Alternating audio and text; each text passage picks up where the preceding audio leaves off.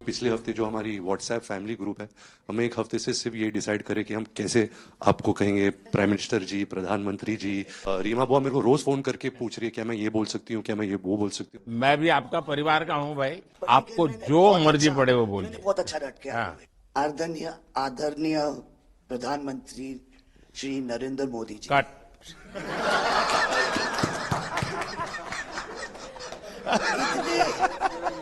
इतने कीमती वक्त में आपने सबको आज यहाँ निमंत्रित किया राज कपूर के बर्थडे 100वीं बर्थडे पे अवसर पे।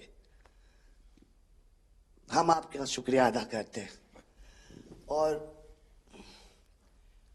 पापा की पिक्चर के गाने की एक दो लाइन याद आ गई। मैं ना रहूंगी, तुम ना रहोगे, लेकिन रहेंगी निशानियां। वाह। आपने इतना सम्मान प्यार दिया है, आज के दिन को सारी इंडिया देखेगी कि नरेंद्र मोदी जी प्राइम मिनिस्टर हमारे ने कितना सम्मान कपूर परिवार को दिया है। राज कपूर कपूर साहब ऊपर का से बहुत बड़ा योगदान है जी। आपका स्वागत करने का अवसर मिला और राज साहब का 100वां जन्मदिन यानी हिंदुस्तान की फिल्म इंडस्ट्री की स्वर्णिम यात्रा का वो कालखंड है जी। अब 1947 नीलकमल, अब 2047 को हम जा रहे हैं। 100 साल की एक प्रकार से जब यात्रा बनेगी तो ये कितना बड़ा देश को कंट्रीब्यूशन है। आजकल हमारे यहाँ डिप्लोमेटिक वर्ल्ड में सॉफ्ट पावर इसकी बहुत चर्चा होती है कि भाई जिस जमाने में सॉफ्ट पावर शब्द का जन्म नहीं हुआ होगा, शायद राज कपूर साहब ने दुनिया में भारत के सॉफ्ट पावर की ताकत को एस्टैब्लिश कर दिया था। यानी एक बहुत बड़ी भारत को उनकी सेवा थी। रणबीर के साथ हुआ है, वो गाड़ी में बैठा था और एक रशियन टैक्सी ड्राइवर था और उसने बोला कि are you from India? Oh and he was singing a song, I am Raj Kapoor's grandson. से बेटा मैंने कहा था कि मैं उनका पोता हूं, तो हमेशा मुझे फ्री टैक्सी फ्री हो जाती है। एक काम हो सकता है क्या, खास करके सेंट्रल एशिया, कोई ऐसी फिल्म बने जो वहां के लोगों के दिल दिमाग पर राज साहब आज इतने सालों के बाद भी, यानी आज भी उनका पूरा कंट्रोल है। मैं बताता हूँ जी। आज छोटे बच्चों को भी सिखाते गाने। हाँ, यानी उनके जीवन में प्रभाव है। मुझे लगता है कि सेंट्रल एशिया में बहुत बड़ी ताकत है जी। हमें पुनर्जीवित करना चाहिए, हमें इसको नई पीढ़ी तक जोड़ना चाहिए और एक लिंक बने। अब ऐसा कोई क्रिएटिव वर्क करना चाहिए और बन सकता है। वो उनको इतना प्यार मिला उसमें कि ये थोड़ा से उनका नाम इंटरनेशनली भी बाहर गया और उनको बोल सकते हैं छोटे से तरीके से एक कल्चरल एम्बेसडर। लेकिन आज मैं ये आपको बोलना चाहती हूँ, वो छोटे से कल्चरल एम्बेसडर थे, लेकिन हमारे प्राइम मिनिस्टर इंडिया के तो हमें ग्लोबल मैप में डाल दिया है। एंड वो हम we are so proud, each member of this family is very proud. देखिए, देश की आज प्रतिष्ठा बहुत बड़ी है, बहुत बड़ी है। सिर्फ योगा ले लीजिए जी, आज दुनिया के किसी भी देश में जाइए, योगा के प्रति इतना मम्मी और मैं, हम दोनों, बेबो लोलो, हम सब योगा में बहुत रुचि रखते हैं। वैसे मैं दुनिया के जितने लीडर से मिलता हूँ, लंच डिनर अगर साथ में है तो मेरे अगल बगल में जितने भी है वो मेरे से योगा के लिए ही चर्चा करते हैं। एक छोटा सा ट्रिब्यूट है नाना जी के लिए। एक्चुअली दरअसल मेरा पहला फिल्म है एज अ प्रोड्यूसर एंड मेरा सपना था कि मैं अपने फैमिली के साथ कुछ करूं, तो सब इस फिल्म में है। मैं एक चीज बोल सकती जी हूँ, बिल्कुल।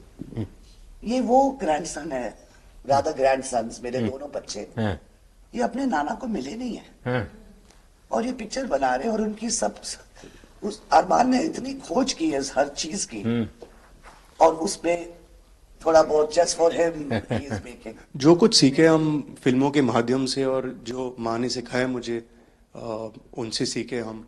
देखिए, जब आप रिसर्च करते हैं ना तो एक प्रकार से आप उसको जीते हैं जी।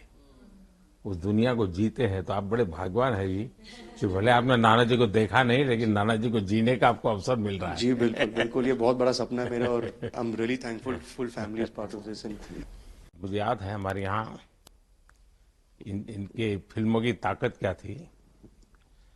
जनसंघ का जमाना था और दिल्ली का चुनाव था, तो चुनाव में जनसंघ के लोग हार गए। तो अडवाणी जी, अटल जी ने कहा, यार चुनाव तो हार गए, क्या करेंगे, तो चलो बोले मूवी देखते हैं। तो वो मूवी देखने गए, राज कपूर साहब की मूवी फिर सुबह होगी। जनसंघ के दो नेता पराजय के बाद जाते हैं और मूवी देखते हैं फिर सुबह होगी, और आज फिर सुबह हुई। मैं चाइना में था, आपके पिताजी का एक गाना था, उसको वो प्ले कर रहे थे।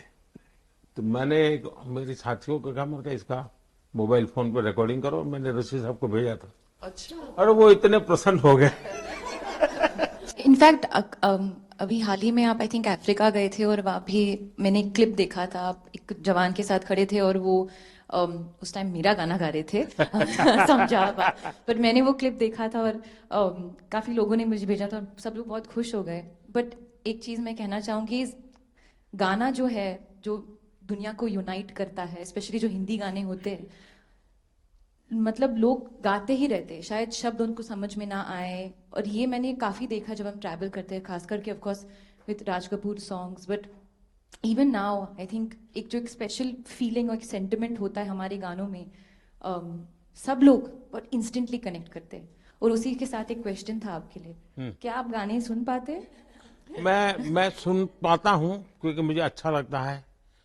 कभी मौका मिल जाए तो मैं जरूर सुन लेता हूँ। आप पहले प्रधानमंत्री हैं जिससे मैं मिला हूँ, और आपने आंखों में आंख लगा के इतने मतलब पर्सनली हमसे मिले हैं, और 2 बार मिले हैं। आप में इतनी अच्छी एनर्जी है और आप इतनी मेहनत करते हैं, और आप जो करते हैं मैं आपको कंग्रेचुलेट करना चाहूँगा। और thank you for opening your doors और हम सबसे मिलने के लिए और इतने एक्सेसिबल होने के लिए, तो बहुत बहुत शुक्रिया। मैं आपके पिताजी को मिला हूँ और मैं सोच रहा था कि आज मुझे 3 पीढ़ी को मिलने का मौका मिलेगा, लेकिन आप लाए नहीं तीसरी पीढ़ी को। They're all big actors. We are not in the creative field. My children are trying level best. That we would be invited by the Prime Minister. मतलब पापा थैंक यू।